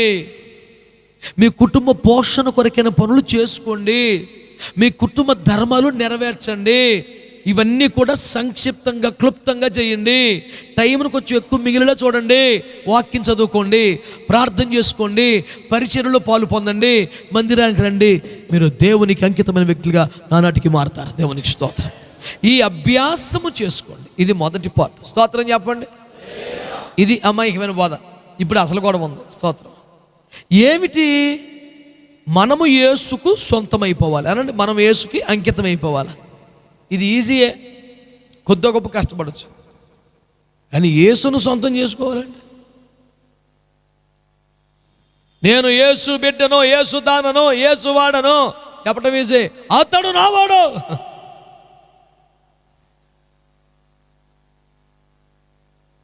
అది ఎంత కష్టం? నా సింపుల్ ప్రశ్న, యేసు నిన్ను సొంతం చేసుకోవడానికి ఏం చేశాడు? కన్నాడు, మరలా కొన్నాడు, రక్తం పెట్టి ప్రాణం పెట్టి కొన్నాడు. అవునా కాదా? మరి నువ్వు యేసును సొంతం చేసుకోవడం ఏం చేసావు? నమ్ముచున్నాను అంతే చేసావు. పౌలయ్య గారు అంటాడు, నేను క్రీస్తును సంపాదించుకుంటుని. దేవునికి స్తోత్రం చెప్పండి గట్టిగా. అలా చెప్పడానికి నీ దగ్గర ఏమన్నా ఉందా? నువ్వేమన్నా చేసావా? నువ్వేదైనా సాధించావా? క్రీస్తుని సొంతం చేసుకోవడానికి, క్రీస్తుని సంపాదించుకోవడానికి నువ్వు చేసింది ఏంటి? అసలు ఏం చెయ్యాలా? అది కదా భక్తి అంటే. నువ్వు ఆయనకి అంకితమైపోయి మళ్ళీ అడ్డిటి చెదిరిపోకరా, లోకానికి వెళ్ళకరా, స్నేహాలకు వెళ్ళకరా, రాజకీయాలకు వెళ్ళకరా, ఆటల పాటలకు వెళ్ళకరా, ఆయనకి అంకితమై పొండిపోరా బాబుని నిన్ను ఇక్కడ పెడతమే కష్టమైపోతుంది కదా. ఇలాంటి స్థితిలో ఆయన్ని సొంతం చేసుకోవటం ఎంత కష్టం, ఆయన్ని సంపాదించుకోవడం ఎంత కష్టం. అది రెండవ పార్ట్ భక్తి. అది మత్తయి సువార్త 5లో చెప్పాడే 2వ మైలు అనండి. ఎవడైనా మిమ్మల్ని 1 మైలు నడవమంటే మనము నడవలసింది 1వ మైలు, ఇది ఎక్స్ట్రా మైలు, ఇది 2వ మైలు.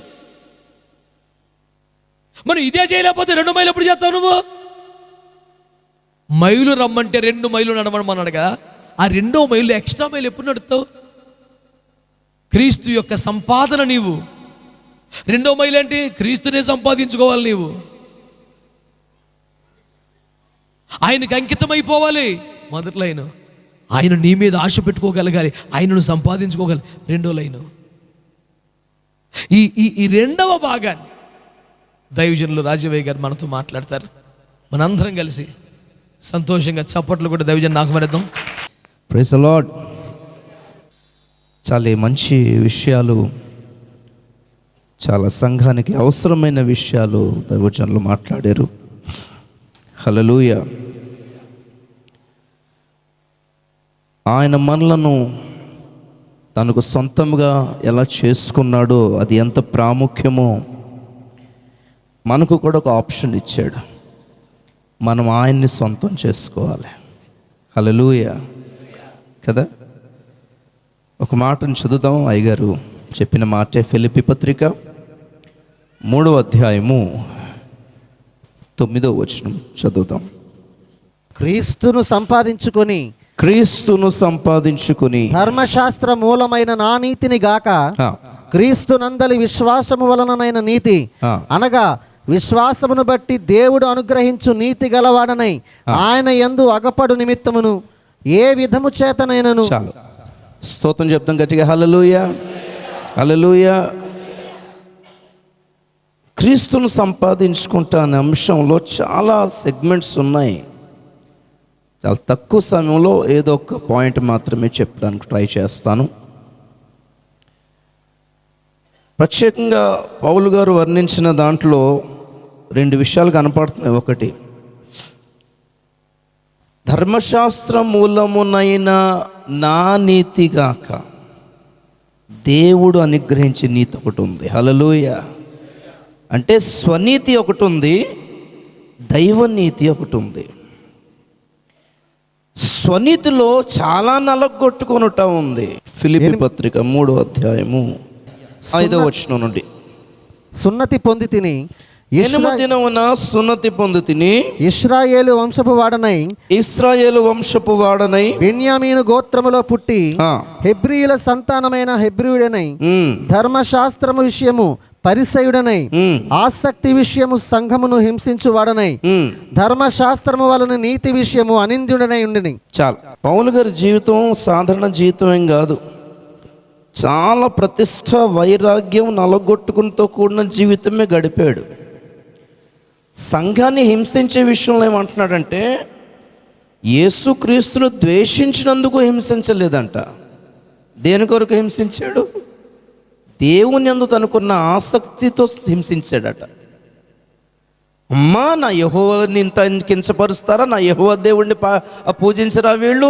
నా దేవుని ధర్మశాస్త్రం నిరర్ధకం చేస్తారు? ఎంత ధైర్యం వీళ్ళకి! అసలు దేవుడి మీద ఉన్న వైరాగ్యంతో క్రైస్తవులను కొట్టిపడేస్తాడండి మొత్తం.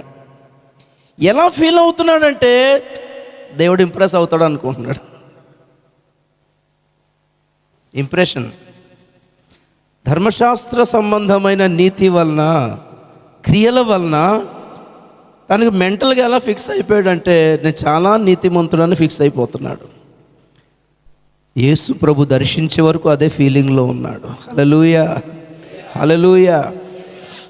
అది కూడా కృపేలేండి. దేవుడు దర్శించాలి.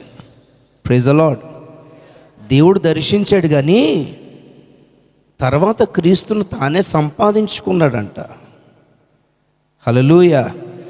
నాకు ఇప్పుడేం దొరికిందో, నేను ఏది కలిగి ఉన్నానో దానితో తృప్తి పడట్లేదు, కానీ క్రీస్తులో సంపూర్ణ సిద్ధి పొందటానికి నేను ప్రయాసపడుతున్నాను అంటున్నాడు. దేవుడు ప్రత్యక్షమైపోయాడేమో కానీ తన్ను సంపాదించుకోవటానికి ఇంచుమించు 3 సంవత్సరాలు అరేబియా ఎడారిలో ఉన్నాడంట. చదివారు ఎప్పుడైనా? గలతీ పత్రిక 1వ అధ్యాయము 17వ వచనం చదవండి ఒకసారి. నాకంటే ముందుగా అపొస్తలులైన వారి యొద్దకు యెరూషలేమునకైనను వెళ్ళను లేదు గాని వెంటనే అరేబియా దేశములోనికి వెళ్ళి తిని పిమ్మట దమస్కు పట్టణమునకు తిరిగి వచ్చి తిని. 18 అటుపైన 3 సంవత్సరములైన తర్వాత కేఫాను పరిచయం చేసుకున్నాడు. చాలు, స్తోత్రం చెప్పండి గట్టిగా ఒకసారి. పౌలు ఎఫెసీ పత్రికలో చాలా గంభీరమైన ఒక మాటను రాస్తాడు. ఇప్పటికే నాకు అది కన్ఫ్యూజనే. 3వ అధ్యాయంలో క్రీస్తు మర్మమును నేను మునుపు నా పత్రికలో రాసి తిని అన్నాడు. అంటే పౌలు గారు రాసిన పత్రికలో ఎఫెసీ సంఘానికి రాసిన 2వ పత్రిక మన దగ్గర ఉంది బైబిల్లో. మొదటి పత్రికలో ఏం రాశాడు అంటే తాను ఆ 3 సంవత్సరాలు ఏ ఎడారిలో, ఏ అడవిలో, ఏ దర్శనం చూశాడో, యేసు సిలువను గూర్చిన ప్రతి అణువు ఒక ప్రత్యక్షత సంపాదించుకొని ఆశ్చర్యపోయాడంట. మిగిలిన అపోస్తలులందరూ క్రీస్తు సిలువను ప్రత్యక్షంగా చూశారు కానీ క్రీస్తు సిలువలోని అణువు యొక్క మర్మమంతా పౌలుకి కనిపించిందంట. అది ప్రత్యక్షత అంటే. అది రాశాడంట ఎఫెసీ సంఘానికి మొదటి పత్రికలో. మరి దేవుని చిత్తం ఏంటో, ఏర్పాటు ఏంటో మనకి తెలియదు కానీ మన బైబిల్లో మాత్రం దాన్ని పొందుపరచలేదు. ఎక్కడ మిస్ అయిందో తెలియదు. 2 పత్రికలు మిస్ అయిపోయినాయి పౌలువి. ఒకటి ఎఫెసీకి రాసిన పత్రిక, మొదటి పత్రిక, 2వది లవోదికైకి రాసిన పత్రిక. హల్లెలూయా. పోన్లే, మొత్తం మంది క్రీస్తు గురించి మాత్రం కొన్ని విషయాలు అయితే రాయడం జరిగింది మిగిలిన పత్రికల్లో. క్రీస్తును సంపాదించుకోవాలంటే స్వనీతి దేనికి కూడా పనికిరాదన్న సంగతి ముందు అర్థం చేసుకోవాలి. ధర్మశాస్త్ర మూలమునైన, క్రియల మూలమునైన నీతి. హల్లెలూయా. ఆ విషయం, ఆ ప్రస్తావనే ఫిలిప్పీ పత్రిక 3వ అధ్యాయంలో మొదలు పెడతాడు. అసలు టాపిక్ అక్కడి నుంచే మొదలు పెట్టాలి. 3 విషయాల గురించి జాగ్రత్త పడమంటాడు. 1, కుక్కల విషయమే జాగ్రత్తగా ఉండండి. 2, దుష్టులైన పనివారి విషయమే జాగ్రత్తగా ఉండండి. 3, ఈ ఛేదన ఆచరించు వారి విషయమై జాగ్రత్తగా ఉండండి. అది చాలా ఇంపార్టెంట్. ఈ ఛేదన అంటే సున్నతి ఆచరించడం. ఒక లెక్కలో చెప్పాలంటే కోసేసుకోవడం అనమాట. ఇళ్ళంతా బయలు ప్రవక్తలు ఏం చేశారు? దేవుణ్ణి ఇంప్రెస్ చేయడానికి కోసేసుకున్నారంటండి. మరి వాళ్ళు ఏ దేవతను పిలిచారో ఆయన అవ్వలేదు కానీ ఏలియా పిలిస్తే దేవుడు వచ్చాడు. హల్లెలూయా, హల్లెలూయా. వాళ్ళు ఒళ్ళే కోసేసుకున్నారు. ఏలియా ఒక శ్రేష్టమైన బలి అర్పించాడు. Praise the Lord. దేవుని ఇంప్రెస్ చేయాలంటే దేవుని స్టైల్ ఒకటి ఉంది, దేవుని వే ఒకటి ఉంది, దేవునిదైన శైలి ఒకటి ఉంది. హల్లెలూయా. అన్నగారు అదే చెప్పారు కదా. ఆయనకి నచ్చేది ఒక పాయింట్ ఉంటుంది. ప్రేమకు ఇష్టమగు వరకు, ఆయన ఇంప్రెస్ అయ్యే వరకు. హల్లెలూయా. ఆయన ఇంప్రెస్ అవ్వాలంటే ఆయన ధోరణిలో మనం వ్యవహరిస్తే ఇంప్రెస్ అయిపోతాడు. కొన్నిసార్లు టైం పట్టవచ్చు, కొన్నిసార్లు టక్మన్ అయిపోవచ్చు. Praise the Lord. హల్లెలూయా. అపోస్తలుల ప్రార్థన మరి 10 రోజులు చేసిన ఆ మేడ గదిలో 10 రోజులు మరి దేనికి, అన్నానికి, తిండికి, బట్టలు ఉతకడానికి లేకుండా మరి ఎలా వేడుకున్నారు. కానీ 10 రోజుల్లో పరిశుద్ధాత్ముడు దిగొచ్చాడు. మరి నేను పరిశుద్ధాత్మ పొందుకోవడానికి 3 సంవత్సరాలు పట్టింది. ఆయన టచ్ అయ్యే వరకు అంత టైం పట్టింది మరి. హల్లెలూయా. ఎన్ని తిప్పలు పడేవాడిని, ఎంత జుట్టు పీక్కునేవాడిని, ఎన్ని కొట్టేసుకునేవాడిని, కన్నీళ్ళు రాక. ఏడిపోయిందుకు వస్తలేదు తెలియదు. కష్టాలు లేవో జీవితంలో బోల్డ్ ఉన్నాయి. ఆ ఏడుపు కదా ఆయనకు కావాల్సింది. ఒక ఫీలింగ్ అని, ఒక ఎమోషన్ అన్నమాట. Praise the Lord. హల్లెలూయా. సరే, దేవుడు మనల్ని సంపాదించుకోవడానికి పడిన ప్రయాసం ఒక ఎత్తు అయితే, దేవుడు మనకి ఫ్రీగా ఏం దొరకలేదులేండి. మనము ఆయనకి ఫ్రీగా దొరకలేదు, ఆయన మనకు కూడా ఫ్రీగా ఏం దొరకడు. స్తోత్రం చెప్తూ గట్టి ఒకసారి వెతకమన్నాడు. ఆమేన్ చెప్పండి, ఏం చేయమన్నాడు? నాకు మాట చాలా ఇష్టం. యోహాను సువార్త 1:41 చదవండి ఒకసారి.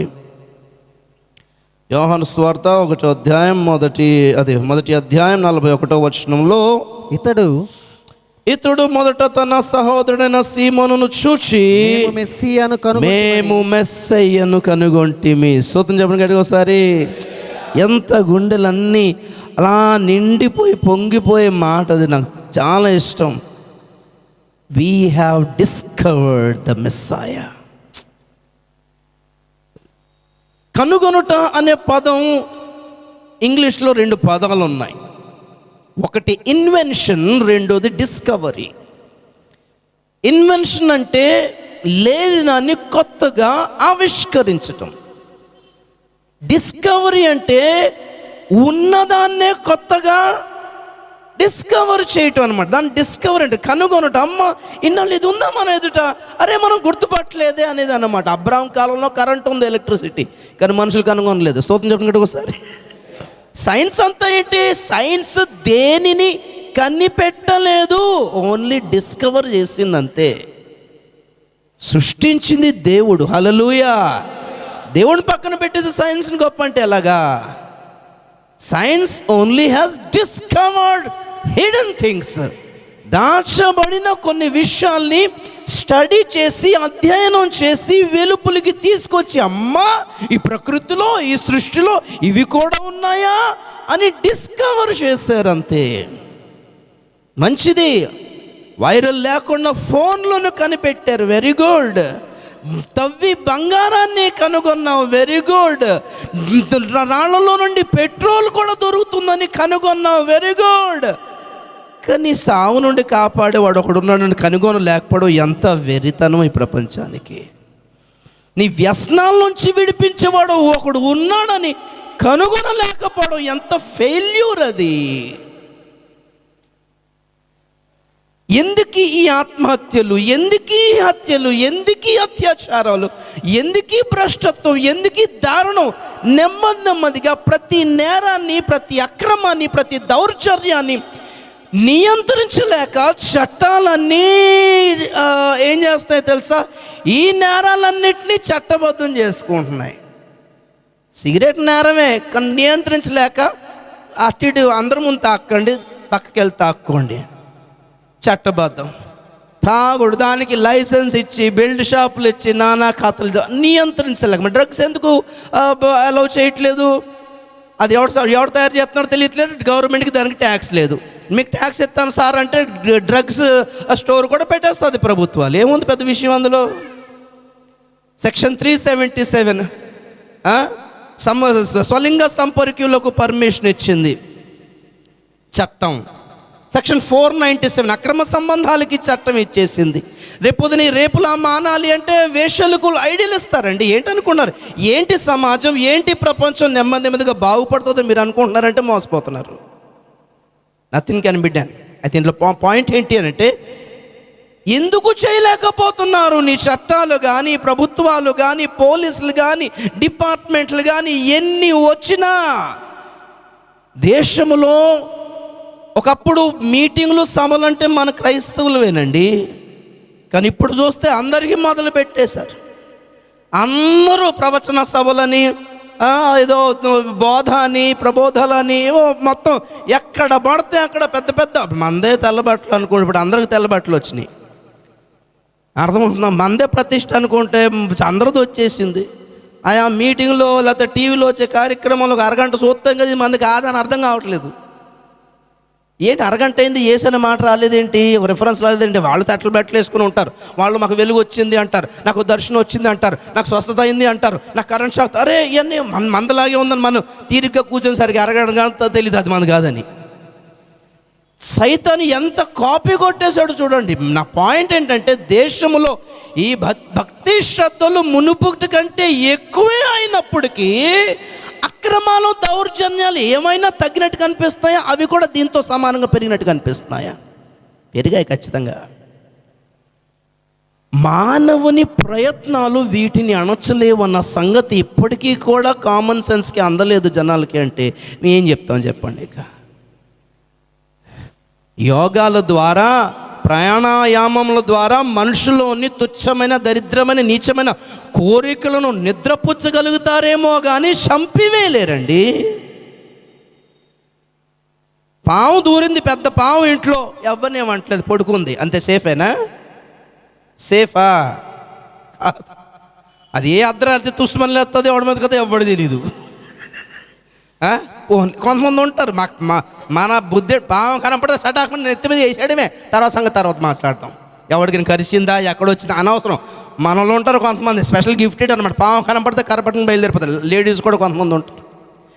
అయ్యగారు ఉన్నారు, హల్లెలూయా.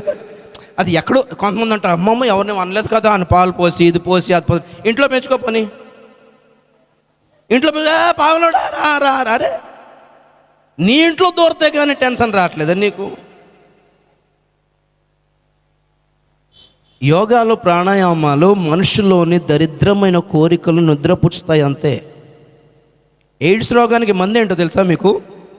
హెచ్ఐవికి ఒక పిల్లు ఉంటుంది. ఆ ఎయిడ్స్ వైరస్ని 12 గంటల పాటు నిద్రపుచ్చుతుంది అది. ఎందుకంటే ఈ హెచ్ఐవి వైరస్ యొక్క వర్క్ ఏంటంటే బాడీలో ఎంటర్ అయిపోయిన వెంటనే బాడీ మీద వెంటనే అటాక్ చేయదు. అదేం చేస్తుందంటే కొన్ని కోట్ల సంతానోత్పత్తి ఫస్ట్ చేసుకుంటుంది. తన సైన్యాన్ని అమితంగా పెంచుతుంది ఒక 2-3 ఇయర్స్. అందుకే హెచ్ఐవి వ్యాధిగ్రస్తుడు సోకిన వెంటనే 2-3 ఇయర్స్కి వెంటనే బ్లడ్ టెస్ట్ చేస్తే హెచ్ఐవి అందదు. 2-3 ఇయర్స్ వరకు అది సంతానోత్పత్తి చేసి ఒక టార్గెట్ పెట్టుకొని ఇన్ని కోట్లయిందా, ఇప్పుడు కమాన్ అటాక్ అనేసరికి ఒకేసారి అటాక్ చేసేసరికి ఇక ఆ వ్యాధిని ఎవ్వడు ముట్టలేడు, ఇక ఎవ్వడు క్యూర్ చేయలేడు అన్నమాట. సరే, ఈలోగా ఏం చేయవచ్చు అని అంటే ఒక మెడిసిన్ ఇస్తాడు, 12 అవర్స్కి ఒకసారి వేసుకోవాలి. అది ఏం చేస్తుంది అంటే ఆ హెచ్ఐవి వైరస్ని 12 అవర్స్ పాటు నిద్రపుచ్చుతుంది. మళ్ళీ 12 గంటలకి లేస్తుంది అనమాట. 12 గంటలకి ఒకసారి లేసినప్పుడు మళ్ళీ మంది వేసేసరికి అది చావదు. యోగాలు, ప్రాణాయామాలు, ఉల్లిపాయలు తినడం కూడాలు, వెల్లుల్లిపాయలు తినము అనడం, నీసు అనడం వల్ల మానవుని పాప స్వభావాలు చచ్చిపోవండి. దానికి శక్తివంతమైన రక్తం ఒకటి కావాలి, అది యేసు రక్తం ఒకటే చేయగలదు. పాపాలని, అక్రమాలని నియంత్రించలేక ఇప్పుడే అనుకుంటా, ఐ థింక్ దిశ చట్టం కొత్తగా స్టార్ట్ చేసే 21 డేస్కి ఉరిశిక్ష. సావుకి భయపడే వాళ్ళైతే ఇంత దరిద్రం పనులు ఎందుకు చేస్తారండి వీళ్ళు? మన దేశంకున్న ప్రేమ, ఆప్యాయత ఈ దొంగల పట్ల ఈ ప్రపంచంలో ఎక్కడ ఉంటుంది? మరి ఉన్న కోపం అంతా ఇదిగో సువార్థికుల మీద, సంఘాల మీద, యేసు ప్రభు మీదనే తప్ప రుబాబ్ అంతా దీని మీద అయితే లేదులే. నేను చెప్పే పాయింట్ ఏంటి అంటే వీటన్నిటిని ఆపగలిగిన శక్తిమంతుడైన దేవుడు ఒకడున్నాడు, ఆయన పేరు యేసు. హల్లెలూయా. మేము ఆయన్ని కనుగొన్నాం కాబట్టి వీటన్నిటి నుంచి బయటపడ్డామండి. డబ్బులు ఇస్తే మారిన వాళ్ళం కాదు. డబ్బులు ఇస్తే క్రైస్తవులు త్రాగుబోతులు మారిన వాళ్ళు ఉన్నారు, వ్యభిచారులు మారిన వాళ్ళు ఉన్నారు, వేశ్యలు మారిన వాళ్ళు ఉన్నారు, ఉగ్రవాదులు మారిన వాళ్ళు ఉన్నారండి, మాంత్రికులు మారిన వాళ్ళు ఉన్నారండి. ఎన్ని డబ్బులు ఇస్తే వీళ్ళు మారుతారు చెప్పు? ఇప్పుడు డబ్బులు పంచుతాం పట్టుకొని. నీకు చేతనైతే నీ డబ్బులు ఇస్తాం, తాగుబోతులారా మారండి అని చెప్పి చూడండి. పోనీ బలంతం చేసి ఏదో ప్రలోభాలకి గురి చేసి ఇది చేసి అది చేసి మారుస్తున్నారు అని రుబాబు చూపిస్తున్నారే, ఏదో బిల్లులు తీసుకొస్తున్నారే. అలాంటి బిల్లు రావాలని కోరుకుంటున్నాం. ఈ దొంగలన్నీ బయటపడతారు. స్తోత్రం, హల్లెలూయా. మనకేం భయం అండి, దాన్ని వైరల్ చేసుకొని మనం తిరుగుతాం దాన్ని. అమ్మో యాంటీ కరప్షన్ బిల్లు రావాలనే కోరుకుంటున్నాం కదా. అది వస్తేనే ఒరిజినల్ వాళ్ళు బయటపడతారు. స్తోత్రం చెప్పండి గట్టిగా ఒకసారి. ఏ బిల్లులకు భయపడేది లేదు ఇక్కడ. ఎవడు భయపడాలి? డబ్బులు ఇచ్చి ప్రలోభాలు గురి చేసి మోసం చేసి లాభం సంపాదించుకోవటానికి ఈ బిజినెస్ చేసుకుంటున్న వాడికి భయపడే బిల్లు, వాడు భయపడే బిల్లు అవి. దేవుని వైపు చూస్తూ నడిచేవాడికి దేనికి భయపడాలండి? దానికి చట్టాలు కావాలా మనకి? హల్లెలూయా. నాకు రోగం ఈ హాస్పిటల్లో నయం కాలేదు, ఆ డాక్టర్ అయితే బాగా చూసిండు అని నేను చెప్పుకోవడానికి నాకు ఎవడి బిల్లు అవసరం అండి? ఎవడి పర్మిషన్ అవసరం? నాకు ఈ సబ్బు పడలేదు, ఆ సబ్బు వాడుతున్నాను దానికి ఎవడి పర్మిషన్ అవసరం అండి? ఈ సబ్బు మానేసి ఆ సబ్బు తీసుకుంటే ఈడు కేసు పెడతాడా? ఇది అంతే.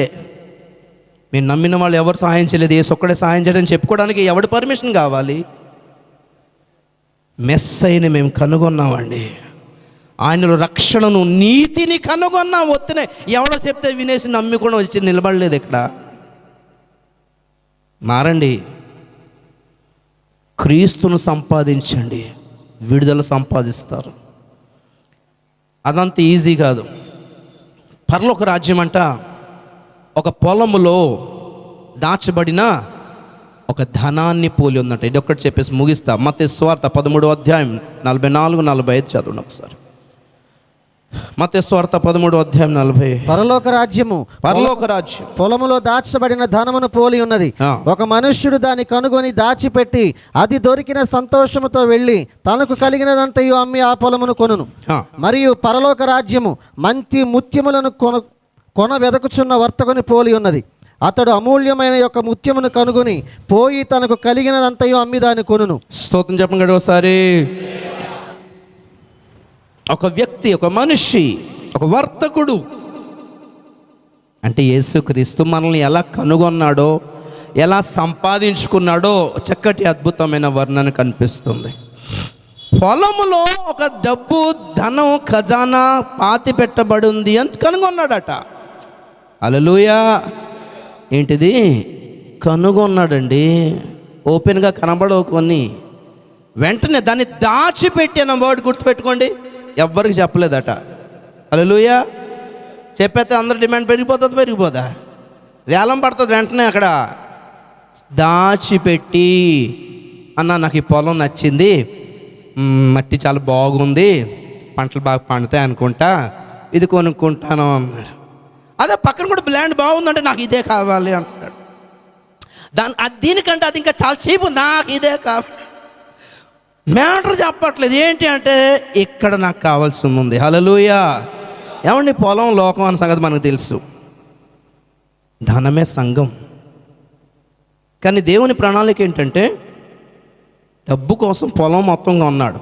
పొలం టార్గెట్ కాదు, ధనమే టార్గెట్. దాన్ని సంపాదించడానికి తనకి కలిగిందంతా అమ్మేసుకున్నాడంట, వదిలేసుకున్నాడంట. మనం సంపాదించడానికి మనమే దేవుని దృష్టిలో ఒక డబ్బుగా, ఆస్తిగా, నిధిగా ఆయన మనల్ని ఎన్నుకుని తనుకున్న సర్వస్వాన్ని అమ్ముకుని ఆ డబ్బంతా తీసుకొచ్చి మనల్ని బంగారంలా కొనుక్కున్నాడంటే ఆయనే ఇంత త్యాగం చేస్తే మరి ఆయనే సంపాదించుకోవడానికి మనం ఏం చేయాలి? ఈ ఛేదన వలన అయితే జరగదు.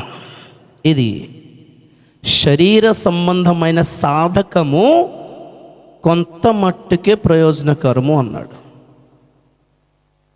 ప్రతిష్ఠించుకొని అది చేసుకొని ఇది చేసుకొని మీసం గడ్డం మనం తీసేసి చిన్న జుట్లు వేసుకొని లైఫ్ బాయ్ సబ్బు ఒకటే వాడి, పందెం పుల్లే వాడి, ఏమండి సెంటు కూడా కొట్టుకోకుండా, మంచిదే పోన్లే దేవుని కోసం ఏదో నలుగుతున్నారు. ఇది ప్రయోజనకరమే కానీ మహిమకు సంబంధించింది అయితే కాదు. కొంత మట్టుకు ప్రయోజనకరం అంటే దేవుడు చిన్న కప్పు కంటే కొంచెం పెద్ద కప్పు ప్రైజ్ ఇస్తాడు అంతే. హల్లెలూయా. చెప్పండి గట్టిగా హల్లెలూయా. ఇవన్నీ చేసి కుళ్ళు, కుతంత్రాలు, డబ్బుపై ఆశ, వ్యామోహం, ఇవన్నీ దరిద్రం అన్ని పెట్టుకొని బయటకు మాత్రం నల్ల కొట్టుకుంటే లాభం ఏంటి చెప్పండి? క్రీస్తును సంపాదించుకోవడం అంటే ఆయన మనస్సును, ఆయన స్వభావాల్ని, ఆయన దీనత్వమును, ఆయన ప్రతిష్టను, ఆయన వైరాగ్యమును, ఆయన తండ్రి పట్ల కలిగి ఉన్న సంబంధాన్ని సంపాదించుకోవాలి. కానీ హల్లెలూయా. ఇవన్నీ మధ్య ఒక బ్రదర్ అడిగారు నన్ను, సియోను గురించి చెప్పండి అంటే చెప్పాను. మొత్తం కుర్మానకుండా సైలెంట్ పక్కకి వెళ్ళిపోయి కూర్చున్నాడు ఆయన, ఏమనలేదు. అరే డౌట్ ఏదన్నా అడగండి అన్నట్టు, ఎబ్బే లేదు. మళ్ళీ స్తోత్రం చెప్పండి గట్టిగా ఒకసారి. ఉంది సియోను ప్రతిష్ట, కానీ చాలామంది అనుకున్నట్లయితే కాదు. హల్లెలూయా. రైట్. దేవుడు మనల్ని సంపాదించడానికి అన్నీ అమ్మేసుకున్నాడు, అన్నీ వదిలేసుకున్నాడు. పౌలు అంటున్నాడు, నా ప్రభు అయిన యేసు క్రీస్తును గూర్చిన అతి శ్రేష్టమైన జ్ఞానము నిమిత్తము నేను తల వెంట్రులు పెంచుకోవడం, దాన్ని కట్ చేసుకోవటం, ఈ డ్రెస్, ఏమంటే ఫుడ్, ఇది కాదు. భూమి మీద నాకు ఏవేవి లాభకరములై ఉండెనో వాటిలో కొన్నింటిని నష్టముగా ఎంచుకుంటేనే కానీ ఆయనను గూర్చిన జ్ఞానం నాకు అర్థం కాదు అని ఎరిగి అలా చేసుకున్నాడంట. కండిషన్ ఏం పెట్టలేదు మనకి, కానీ నేనైతే ఇలా చేశాను అంటున్నాడు. స్తోత్రం చెప్పండి కూడా ఒకసారి. ప్రతిష్ట ఉంది ఖచ్చితంగా. కొన్ని విషయాలు మనకు అర్థం, యేసును గూర్చిన కొన్ని విషయాలు మనకు అర్థం కావాలంటే కొన్నిటిని వదులుకుంటే కానీ కుదరదు బ్రదర్, కుదరదు. కొన్ని విషయాలు మనకు అర్థం కావాలి అని అంటే యేసును గూర్చిన జ్ఞానము క్రైస్తవులకి లేదా, ఉంది. కానీ ఆయనను గూర్చిన పర్ఫెక్ట్ నాలెడ్జ్ ఇన్ ఎక్సలెన్స్ అంటున్నాడు. అతి శ్రేష్టమైన పాయింట్ ఒకటి ఉంది యేసయ్య గురించి. అది మనకు అర్థం కావాలంటే లోకంలో ఆ మాట కూడా చదవండి. ఫిలిప్పీ పత్రిక 3వ అధ్యాయము 7వ వచనం. అయినను ఏవేవి నాకు లాభకరములై ఉండెనో, ఏవేవి నాకు లాభకరములై ఉండెనో వాటిని క్రీస్తు నిమిత్తము నష్టముగా ఎంచుకుంటుని. వాటిని క్రీస్తు నిమిత్తము నష్టముగా ఎంచుకుంటుని. చెప్పండి ఒకసారి. ఏమంటే అన్నం తినడం పాపమేం కాదు, కానీ కొన్నిసార్లు ఎందుకు ఉపవాసం ఉంటాము అని అంటే దేవుని దగ్గరికి మనం అలాగా డీప్గా వెళ్ళాలి అని అంటే, మన ఎమోషన్స్ మనం ఎక్స్ప్రెస్ చేయాలి అంటే కడుపు నిండా మెక్కేస్తే కన్నీళ్ళు రబ్బేవులు వస్తాయి అక్కడ. ప్రవ్వా మన నా బాధ ఇది అంటే నువ్వు తేంచిన తేనుపుకి ఆ సౌండే ఎక్కువ అవుతుంది అంటాడు ఆయన అక్కడ నుండి. ఇప్పుడు ఇంట్లో ఏదో కష్టం వచ్చింది, బాధ వచ్చింది, మంచి చికెన్ వండుకొని తినగలుగుతావేంటి? ఎవరు చనిపోయారంటే విన్నాం, బాధ అనిపించింది. అక్కడ తింటే వాడు చంపాడు మనల్ని.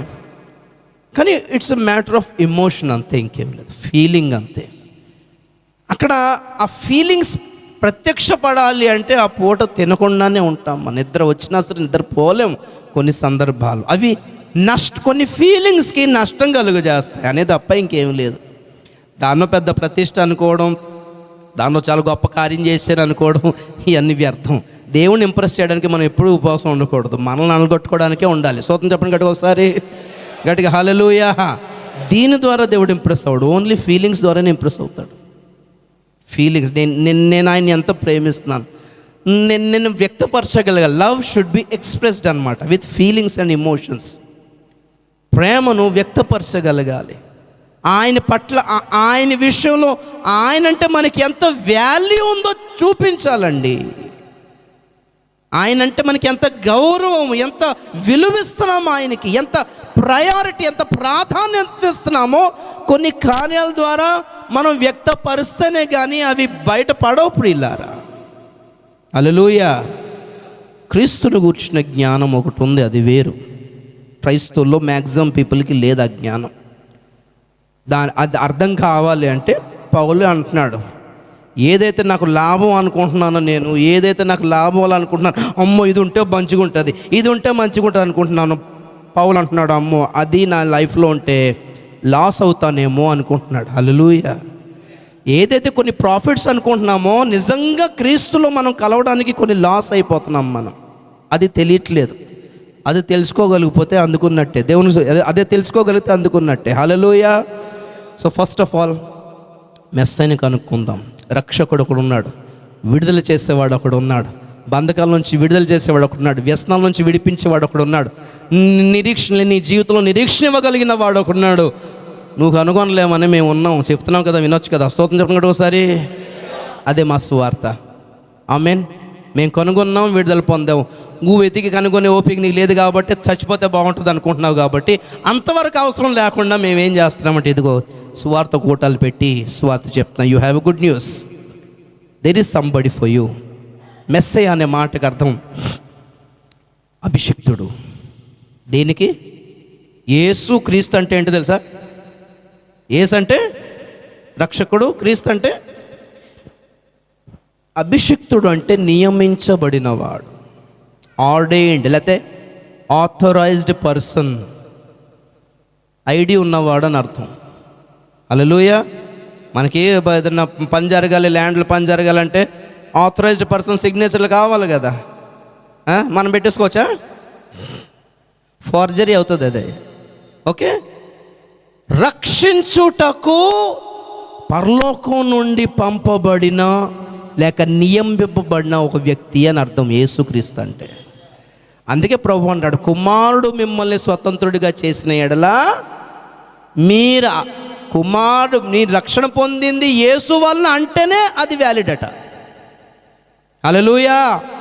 దీనివల్ల దానివల్ల యోగా, ప్రాణాయామము, కంట్రోల్, కుంఫు, కరాటేలు, డైట్, అబ్బే నీకు రక్షణ ఉందని అస్సలు గ్యారంటీ ఏ లేదు. ఎన్ని బాబాలు రాని, అన్యుల బాబాలు కావచ్చు, క్రైస్తవ బాబాలు కావచ్చు, కొంచెం ఫరక్ నీ పడతా, ఎవరు పేరు చెప్పుకున్నా రక్షణ లేదు. ఇక యేసు ఆయన ఒక్కడే ప్రజలను వారి పాపముల నుండి, శాపముల నుండి, దెయ్యముల నుండి, మాంత్రిక శక్తుల నుండి, నిరాశ నిస్పృహల నుండి, రోగాల నుండి, పాతాళము నుండి, మరణం నుండి రక్షించుటకు పరలోకమే నియమించిన one and only authorised person అట. ఆయన సంతకం పెడితేనే రక్షణ వచ్చినట్టు. స్తోత్రం చెప్తాం కంటే ఒకసారి ఆయన సంపాదించుకోండి, బాగుపడతాం. కళ్ళు మూసుకుందాం, ప్రార్థన చేద్దాం.